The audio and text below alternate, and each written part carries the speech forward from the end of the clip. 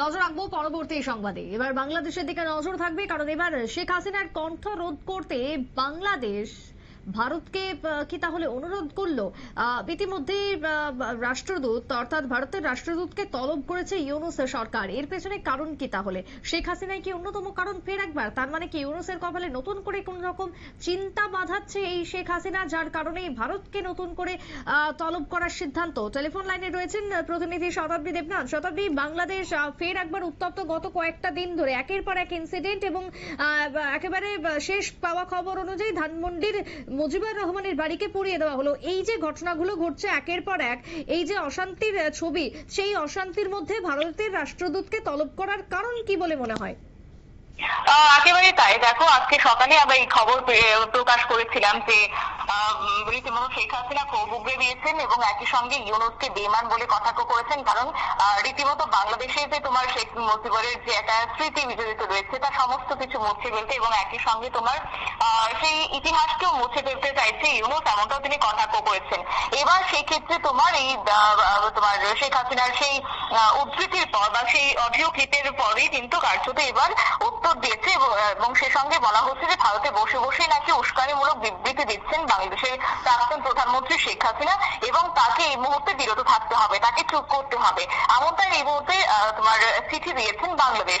অন্যদিকে মোহাম্মদ ইউনূস পরিচালিত অন্তর্বর্তী সরকার তোমার তলব করেছে ঢাকায় নিযুক্ত ভারতীয় রাষ্ট্র উপদেষ্টাকে এবং তাকে এই বিষয়ে নয়াদিল্লির সঙ্গে কথা বলতেও বলা হয়েছে। এবং একই সঙ্গে আরো যে খবর আমরা পাচ্ছি, বৃহস্পতিবারে এই কথা জানিয়েছেন বাংলাদেশের অন্তর্বর্তী সরকারের পররাষ্ট্র উপদেষ্টা তৌহিদ হোসেন এবং তিনি যেটা বলেছেন যে হাসিনা ভারত থেকে যে সমস্ত বক্তৃতা করছেন ছাত্র জনতা তা ভালোভাবে নাকি দিচ্ছে না এবং তিনি অবিরা উস্কানি দিচ্ছেন। তিনি যদি এই ধরনের ঘটনা থেকে বিরত থাকেন তবে অশান্তি হতো না। গত কয়েকদিনের পরিস্থিতি নিয়ে আমরা ভারতকে প্রোটেস্ট নোট দিয়েছি, লিখিতভাবে জানিয়েছি, এখনো তার জবাব পাইনি। এখন রাষ্ট্রদূত নেই, তাই আমরা উপরাষ্ট্রদূতকে ডেকে এই বিষয়ে অনুরোধ করছি যাতে করে হাসিনা উস্কানিমূলক মন্তব্য করা থেকে বন্ধ করেন এবং তা নিশ্চিত করার কথা আমরা বলছি। এবং একই সঙ্গে আরো একটি বিষয় না বললেই নয়, তা হচ্ছে এই যে হাসিনা মন্তব্য করেছেন তিনি সার্বভৌম ক্ষেত্রে যে লক্ষ্য রেখে তিনি মন্তব্য করেছেন সেটা তো নিঃসন্দেহে বলা যায়, কিন্তু আরো একটি বিষয় হচ্ছে তা বুধবার রাতের ঘটনা। কেননা বুধবার রাত থেকে বাংলাদেশের একাংশে নতুন করে যেন একটা অশান্তির সৃষ্টি হচ্ছে, নতুন করে আবারও যেন সেই জুলাই বিপ্লবের ছবি এবার ধরা পড়েছে। কেননা ঢাকার ধানমন্ডিতে বঙ্গবন্ধু শেখ মুজিবুর রহমানের যে 32 নম্বরের বাড়িতে সেখানে প্রথমে ভাঙচুর চালানো হয়েছে, এরপরে সেখানে ক্রেন দিয়ে ওই বাড়ি রীতিমতো গুড়িয়ে দিয়েছেন বিক্ষোভকারীরা এবং সেখানেই থেমে থাকেনি, আগুন লাগিয়ে দেওয়া হয়েছে ধানমন্ডিতে হাসিনার বাড়ির সুধা সদনেও। এবং বুধবার রাতে ভার্চুয়াল মাধ্যমেই হাসিনা বাংলাদেশের মানুষের উদ্দেশ্যে তিনি ভাষণ দিয়েছেন এবং সেই অনুযায়ী প্রচার করেছিল আওয়ামী লীগ এবং তারপর থেকে অশান্তি শুরু হয়েছে এবং হাসিনা বিরোধীরা ধানমন্ডিতে জমায়েত করেছেন, মুজিবের মুক্তিতে ভাঙচুর শুরু হয়েছে। হাসিনার ভাষণ শুরুর আগেও কিন্তু ওই বাড়িতে আগুন ধরিয়ে দেওয়া হয়েছিল।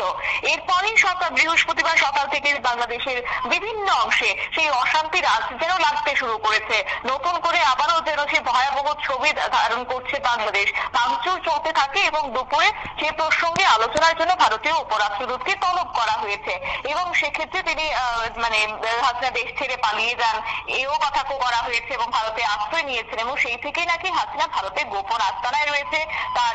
তার প্রত্যর্পণ চেয়ে ইতিমধ্যে দিল্লিকে চিঠি পাঠিয়েছেন বাংলাদেশ এবং চিঠি গ্রহণও করা হয়েছে যদিও, কিন্তু হ্যাঁ, এই বিষয়ে ভারত সরকার কিন্তু এখনো পর্যন্ত স্পষ্ট অবস্থান করেনি। তবে আজকে শুধুমাত্র যে ইউনূসকে এই হাসিনা কটাক্ষ করেছেন তা কিন্তু নয়, একই সঙ্গে যারা নতুন প্রজন্মরা রয়েছেন তাদের উদ্দেশ্য কিন্তু বার্তা রেখেছেন হাসিনা যে যাতে করে এইসব বিষয় থেকে অন্তত ছাত্ররা যেন এইসব বিষয় থেকে দূরে থাকেন। কারণ আজকে শুধুমাত্র ইউনূসের আঙুলি হেলেনে যে ছাত্ররা বিপ্লবী ছাত্ররা গর্জে উঠছেন সেটা তো কোনোভাবেই বাংলাদেশের জন্য অন্তত সুখকর হতে পারে না। কারণ বাংলাদেশের মানুষ প্রত্যেকেই জানে যে কিভাবে একটা স্বাধীন রাষ্ট্র গড়ে উঠেছে, কিভাবে কত মানুষের রক্তে কত মানুষ শহীদ হয়েছেন, কত মানুষের রক্তে বাংলাদেশের মতো একটা স্বাধীন দেশ গড়ে উঠেছে। সেই জায়গায় আজকে যদি ইতিহাস মুছতে বসে যায় ইউনূস, তাই সেই জায়গায় যাতে করে ছাত্ররা যেন সেই বিষয়ে অংশগ্রহণ না করে সেই অনুরোধটাও কিন্তু হাসিনা জানিয়েছেন। কিন্তু যাই হোক, বাংলাদেশ সেটাকে কিন্তু কোনোভাবেই ভালোভাবে দেখেনি, তাই আজকে দিল্লিতে চিঠি পাঠিয়েছে বাংলাদেশ, এমনটা কিন্তু খবর পাওয়া যাচ্ছে। সুপ্রীতি। বেশ, ধন্যবাদ তোমার শতাব্দী। অর্থাৎ বাংলাদেশ এই মুহূর্তে দাঁড়িয়ে যেভাবে উত্তপ্ত, এবং তার মাঝেই এবার ভারতকে ফের একবার তলব অশান্তির জন্য শেখ হাসিনার যে অডিও, সেই অডিও বার্তাকে যদিও দায়ী করেছে তত্ত্বাবধায়ক সরকার, তবে সেই জায়গায় দাঁড়িয়ে নতুন করে যে অশান্তির আঁচ বাংলাদেশ জুড়ে পরিলক্ষিত হচ্ছে, এবং ইউনূস যে একেবারে ব্যর্থ বাংলাদেশকে রক্ষা করতে, কন্ট্রোল করতে, আন্তর্জাতিক মহল থেকে শুরু করে সমগ্র অংশের মানুষের এই একটাই মতামত। ছোট্ট বিরতির পর ফিরবো, সঙ্গে থাকুন।